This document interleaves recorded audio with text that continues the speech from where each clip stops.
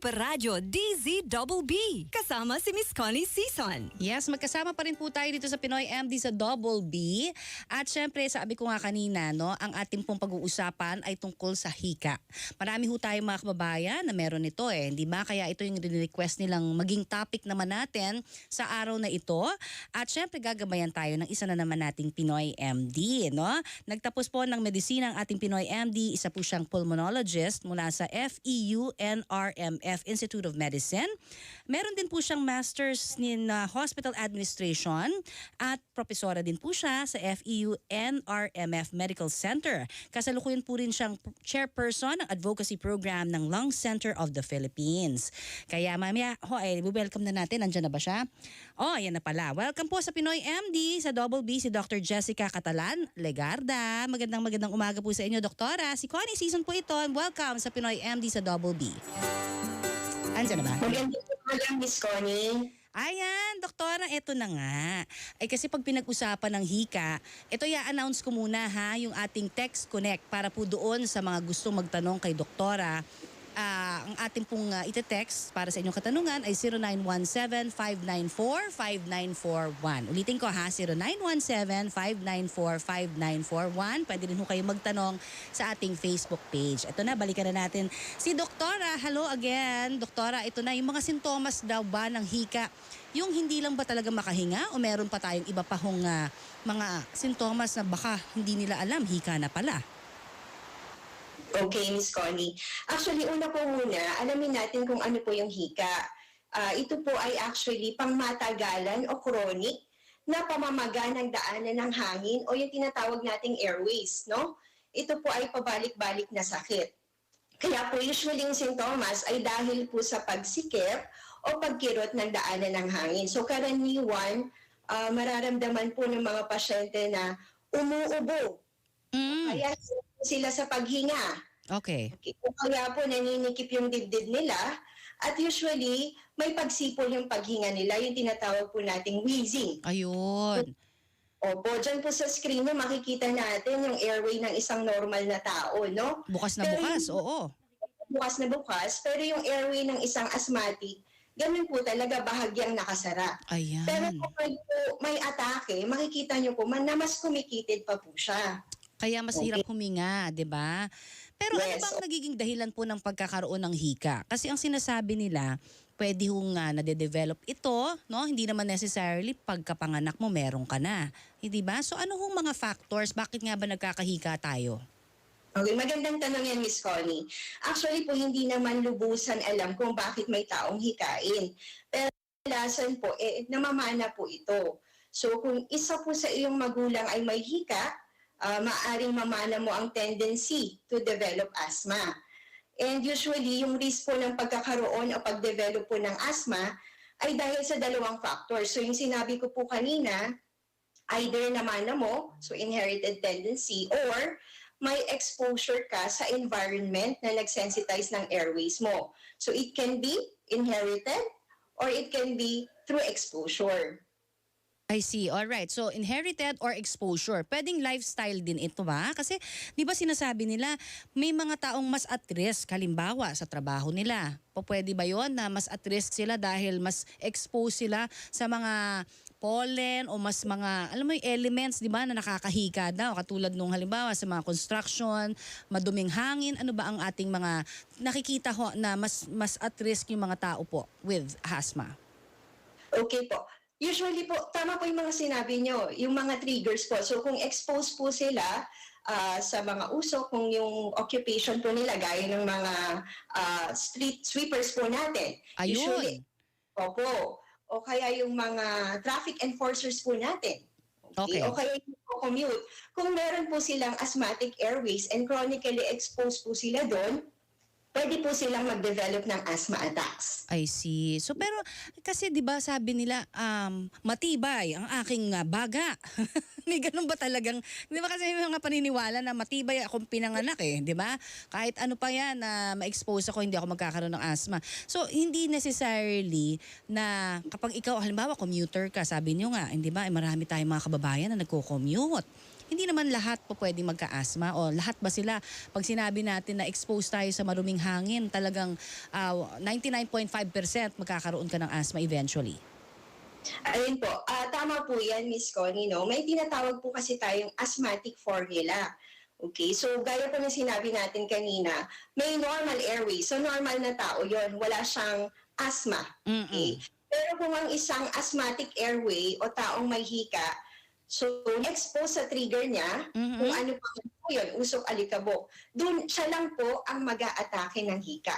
So hindi po lahat ng tao na na-expose to these triggers ay magkakaroon ng asthma attack. So yun lang may asthmatic airways. Oo. Ang tanong kasi dito na marami, pag ikaw ay nagkaroon ba ng hika, panghabang buhay na yan, o pwede bang ma-outgrow, no? Mawala din yan. Halimbawa, sa mga bata, di ba? Minsan may mga bata na nagkakaroon ng hika, pero pagdating naman ng kanilang adulthood, di ba? Parang biglang wala na.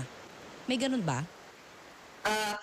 Meron pong mga pagkakataon na gano'n. Pero remember po, ang hika ay isang panghabang buhay na kondisyon ng isang tao. So karaniwan yung mga bata po na nawawala po yung atake nila or hika nila pag medyo tumanda, later years po nila, bumabalik po ulit yon pag na-expose po sila no, sa mga triggers.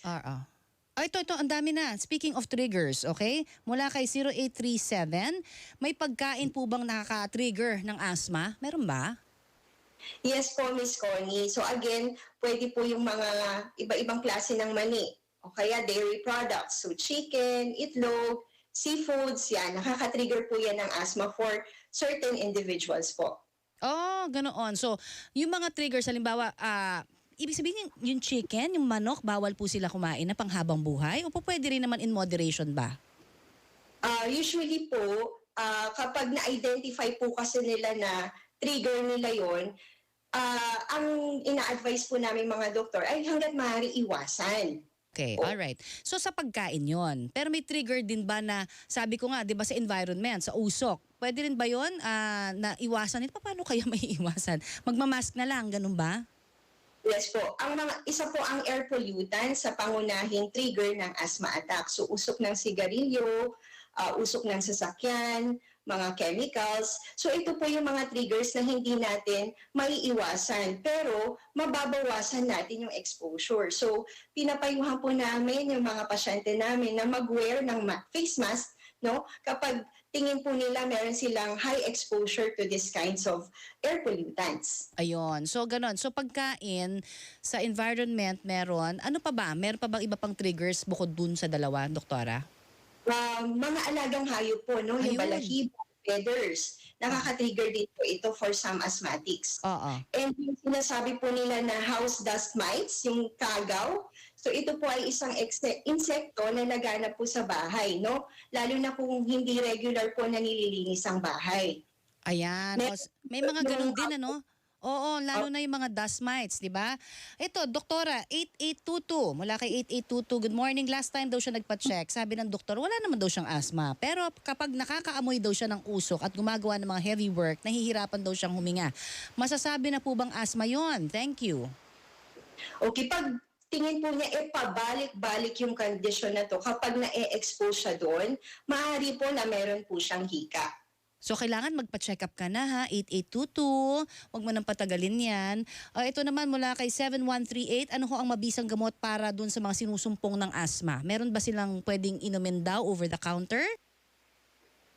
Over the counter ay hindi po natin nire-recommend. Nire-recommend po natin na kumonsulta po sa inyong mga doktor para ma-diagnose po kung hika yan. At kung sa mga recommended na gamot po, available naman po ang ating mga inhalers na pine-prescribe po ng ating mga doktor. Ito ha, mula naman kay 0784 pala, naduling na ako. Ma'am Connie, ang wine po ba nakaka-asthma rin? Mula kay Julio ng Taytay Rizal. Wala naman pong documented na evidence na ang wine po ay nakaka-trigger ng hika. Ayan, ito maganda itong tanong na ito, natuwa ako. 1256, kapag nasobrahan din po ba ng tawa, posible rin daw bang umatake ang hika, doktora? Yes po, oo, Miss Connie. extreme emotion and stress, no? So sobrang lungkot, sobrang halakhak, nakaka-trigger po ng hika. O kaya dapat tamang-tama lang, di ba? Ito naman mula kay 3965, nakakahawa ba ang hika, doktora? Again, hindi po nakakaawa ang hika, kundi namamana. So posible po itong mamana. Ayan, alright. Mula naman kay Ronaldo ng Bulacan. Good morning, Doktora Legarda. Tanong ko lang po, ano ba ang tamang gamot? May mga ubo daw siya, tas parating hinihingal, masakit din yung dibdib. Iyan ho ay asthma na, hindi ba? Ang ubo, hingal are very na magkonsulta sa doktor para ma-diagnose po talaga kung asthma ang sakit ninyo at mabigyan po ng karampatang gamot. Oo nga, ito muna kasi bago tayo pumunta doon sa iba pang mga tanong na ating pong kinalap, meron din tayong pahabol. Yung pain reliever daw ba? Yung pag-inom niya rin yan, trigger ng asthma mula kay 5022. Tama yan, Miss Connie. May mga gamot po na nakaka-trigger ng asthma. Isa po ang pain reliever. Others po would be aspirin o kaya yung mga antibiotic gaya po ng penicillin. Ayun. So, kailangan alamin din pala nila yun. Napaka-importante, ano? Kaya pala sinasabi Yes. kung may allergic ka sa ganito, ganun ba rin yun? Is that the same? Yes po. Usually, pag may mga konsultasyon po yung mga patient, tinatanong po namin kung saan sila allergic. Oo. As well as pag na-admit po sila para hindi po mabigay yung mga gamot na allergic sila. Oo. Mamaya, babalikan ko po yung iba pang mga tanong isa-isa ng ating mga kapuso. Pero ito yung mga paniniwala na karaniwan hong naririnig natin tungkol pa rin sa hika sa ating segment na... Doc, totoo ba? Dok, totoo ba? Mawawala ang hika kung kakain ka ng prito o inihaw na tuko o butike? Dok, totoo Actually, ba? Miss Connie, narinig ko na po yan sa mga pasyente ko. Pero mali po yan. Ayun. Bakit? Bakit mali? Ito po ay pawang kasabihan lamang at wala pong scientific explanation. Ayun pala. So yun na yun. Talagang hindi pwedeng uminom. Naku, yung mga magulang natin kung ano-anong pinainom din, di ba? Sa atin. Huwag nyo na sisihin. Hayaan nyo na tapos na yung nakaraan. Ito naman, hindi ba dapat daw na nag-exercise ang mga taong may hika? Doc, totoo ba?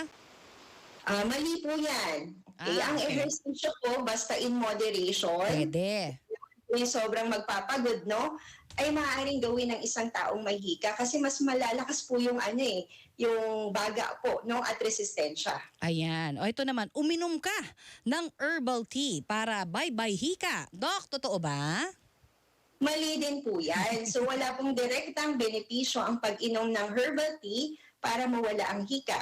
So gaya ng sinabi ko kanina, ito ay panghabang buhay na kondisyon. Alright. Ito, Doc, totoo ba? Para sa mga nagyoyosi ito ha? Ang patuloy na pagyoyosi ay walang kinalaman sa atake ng asma o hika. Doc, totoo ba? Mali po, no? Whether smoker ka o second-hand smoker, basta identified trigger yon. So nagiging sanhi po yan ng asthma attack. Alright, Doc, ayan ang ating segment na... Ang bahaging ito ay hatid sa inyo ng RightMed. Yes, Doc, totoo ba? Ayan, dahil nga marami pa tayong mga katanungan. Nako, sunod-sunod. Ito na Doktora, ang ating mga tanong. Good morning po. Ito, ang tanong, talaga hubang yung mga halimbawa, pabango, cologne, powder, nakaka-trigger din po ba yan ng hika? Doktora, mula kay 3119. Yes, tama po, Miss Connie, nakaka-trigger po pabango, o kaya even yung pagluluto lang po, no, yung amoy ng nilutong pagkain, nakaka-trigger po yun sa ibang mga taong may hika. Ito, sabi ho nyo kasi daw kanina, di ba na ipapasa ang hika, no? Bakit daw siya, no? 81 years old na, sabi po ng doktor, may asthma na daw siya. Pero yung tatay daw niya at nanay, wala naman daw hika. Pero pagtanda nagkaroon daw siya, no? Mula kay 4479.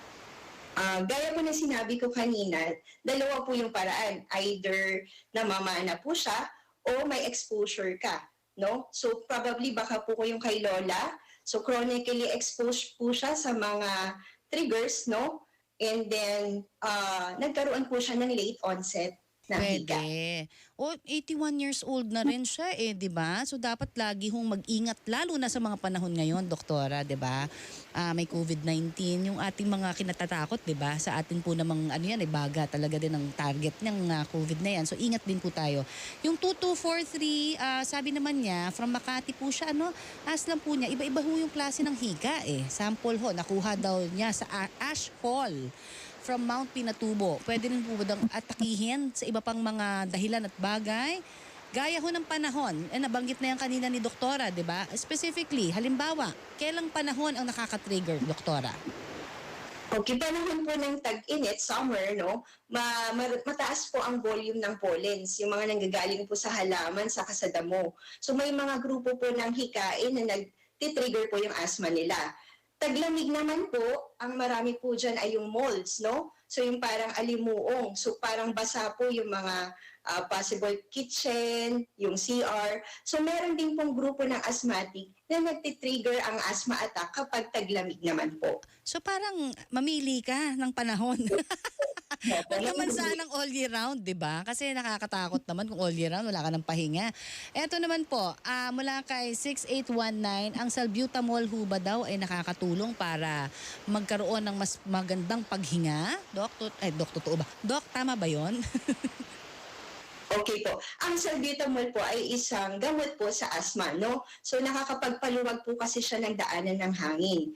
Pero ang pinaka-treatment of choice po natin sa hika ay inhaled corticosteroids kasi nga po merong pamamaga. So yun po yung i-address ng steroids. Ayan. Rather than salbutamol po. Ayun. So dapat huwag tayo mag-self-medicate, Kasi ito, katulad nitong ating pong susunod na nagtatanong kay 4024. Sabi niya, Doc, kasama po ba yung wheezing at cough and on and off for 5 years na no check-up regarding asthma? Sometimes, nagtitake lang daw siya ng over-the-counter meds. Masama ho ba daw yon?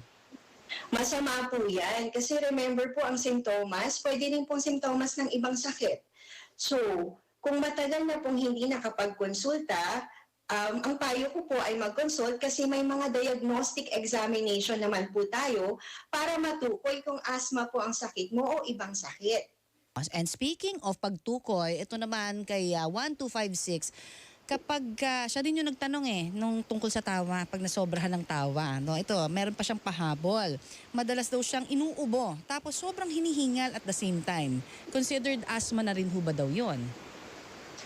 Remember po, kailangan may asthmatic airway ka, So para masabi natin na pag may parati kang ubo, asthma attack po yan. Ayan. So kailangan po natin magkonsulta sa doktor natin. Ito mula kay Eloisa Horario, Malolos, Bulacan po. Ito ang galing pa ang tanong. Kasi meron daw siyang anak na 1-year-old with bronchial asthma noong 2017. Ngayon po ay grade 7. At 12 years old na rin ang anak niya, di ho maiwasan ang pag-ubo, nagkakasipon, tapos minsan may lagnat pa. At bumabalik-balik daw yung asthma kahit na nagamot na. Ang tanong niya, yun nga, pwede ba talagang magpabalik-balik daw itong asthma? Yes po, ang hika po ay pangmatagalan o chronic, That's why, lalo na pedya po ang anak niya, So regular na check-up sa pediatrician para po yung mga advices, kasi minsan hindi lang naman po gamot. Kailangan po natin i-educate yung nanay at yung pasyente regarding sa triggers. So kailangan po ang regular check-up, for this patient po para hindi pabalik-balik ang atake. Ayan. Ito, good morning, doktora. Matagal na daw siyang gumagamit ng gamot, na hindi ko nababanggitin kasi ito product, ang tanong niya kung halimbawa gumagamit ng prescribed na gamot, meron ho bang side effects yan in the long run para sa mga gumagamit ng matagal na gamot na mga katulad po ng mga inhaler at iba pa? Kahit ano naman pong gamot, meron naman pong minimal side effects. Pero lagi po nating titimbangin ang benepisyo over side effects. So, gaya po ng sinabi ko kanina, ang treatment of choice for hika or asthma ay yung mga inhaled, inhalers. Para po bawas o mababa ang mga kasi po direkta sa baga hindi na po dadaan sa buong katawan. Oo nga. Ayun. So, mainam pa rin parati kung may asthma na kayo at may prescribed sa inyo na klase ng inhaler, dala nila yung kailangan parate. Di ba, doktora? Kasi hindi... Yes.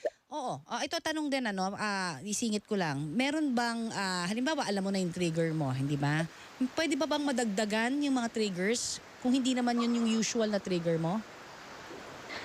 Posible po. Opo, Posible. pwede po madagdagan. At Opo. wala tayong alam kung kailan ito aatakin, doktora?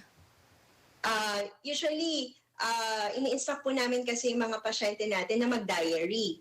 And I then during the attacks, titingnan nila kung ano yung mga pangyayari during the attacks. No? So makikita nila, ma-identify nila kung ano po yung mga nagtitrigger. I see. So pwede na nilang maiwasan yun o bawasan sa susunod na pagkakataon. Ayan. Ito mula kay 2243, tuwing kailan po accurate gamitin yung supot na papel? Siguro yung sinasabi niya yung parang ini-inhale, di ba, kapag ka nahihirapan.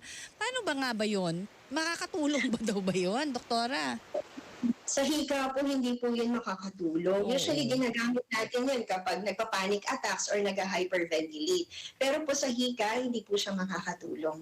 Ayan. Ito maganda paalala mula kay Bernard. Yung tanong kasi niya, no? Sabi niya, good morning, Miss Connie and Doktora. May I ask, naubos na daw yung gamot na nireseta ng kanyang doktor for 14 days. Now, okay na daw ang kanyang pakiramdam. Ang tanong niya, need pa daw ba niyang bumalik for follow-up check-up? Definitely yes, no? So kailangan ng regular check-up kasi i-evaluate ka po ng doktor mo, especially kapag naka-inhaler ka. So tinitingnan niya yung control ng hika mo for the next 3 months. Ayan. O balik ka na, ha? Kasi yun nga yung rason ba't ka naggamot, di ba? Para malaman mo kung tutuloy-tuloyin mo pa ba o hindi na. O ito na, doktora. 9291. Kapag may phlegm, tapos may ubo, ganun, hika na rin ba yun? At hirap daw siyang huminga? O iba naman ng sakit na yan? Mula kay Gina. Yun, depende po, no? So, yung simptomas kasi, pwedeng simptomas po ng ibang respiratory na sakit, no? So, pinapayo ko kapag ganyan, matagalan na, pabalik-balik, kailangan magkonsulta po sa doktor para mabigyan po ng diagnostic test at malaman kung ano po yung sakit. Oo. Eto naman, mula kay 8287, doktora, pagka nawala na yung hika nung bata daw siya, babalik pa rin ho ba yun? Sabi nyo nga, lifetime na yan, hindi ba? Yung pneumonia vaccine, pwede bang makatulong din yan sa pagkakaroon po ng hika?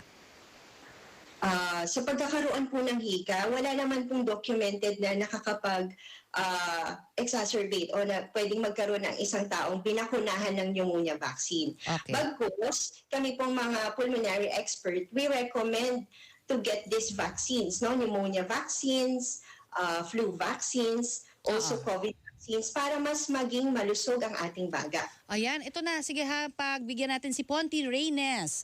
Yung nebulizer ho ba, the same effect din yon bilang alternative, no, na medicine? Equal quality rin ho ba yon? Okay, yung nebulizer po, usually po yan yung salbutamol na gamot na inhaler din. Pero hindi po siya equal kasi konting oras lang po ang tinatagal ng gamot na yon. So again po, ang treatment of choice sa asthma ay yung steroid para po ma-address yung pamamaga ng daanan ng airways. Oo. Huling-huli na talaga ito. Mula kay 550446. Pagka magkapareho lang ba ang asthma at allergy, Doc? 80% po ng asthmatic ay may allergy. Okay. No? Parang yan po kasi yung pinaka-severe form ng allergy, which is asthma na po. Ayan. Alright, doktora. Anything else that we can know about you? Saan ho kayo po pwedeng puntahan para magpakonsulta? Last message para makaiwas tayo sa asthma. Okay. Inaanyayahan ko po kayo sa mga programa namin sa Lung Center of the Philippines. So para sa mga taong may hika, inaanyayahan ko po kayo na sumali sa aming asthma club. So regular po kami nagko-conduct ng mga lectures activities, no, para madagdagan ang inyong kaalaman. Gayon din po, meron po kaming asthma clinic sa OPD namin. And of course, kanina po na-mention ko yung pag-yosi, no, as a trigger of asthma. So kung may kapamilya ka o ikaw mismo nag-yosi, gusto mo nang huminto kasi nga may hikain sa pamilya ninyo, then may serbisyo po ang Lung Center of the Philippines, no, under Smoking Cessation Program. Meron po kaming Quit Live. So dial 1558 at aasistahan po namin kayo mag-quit ng pag-yoyosi. Thank you so very much kay Dr. Jessica Catalan de Garda, ang ating pulmonologist, sa inyo pong paggabay sa amin. And of course, maraming salamat din sa lahat po ng tumutok sa atin dito sa Pinoy MD sa Double B. Kami po ay mag-aantabay sa inyo sa susunod na Sabado, Pebrero na tayo magkikita. Feb 4, Saturday ha. Kaya ingat po kayong lahat at sana nakatulong po ang lahat ng mga payo ng ating mga eksperto na doktor sa ating pong pagpapaganda ng ating kalusugan. Until next Saturday, ito po si Connie Season. Bye-bye and stay safe always. God bless!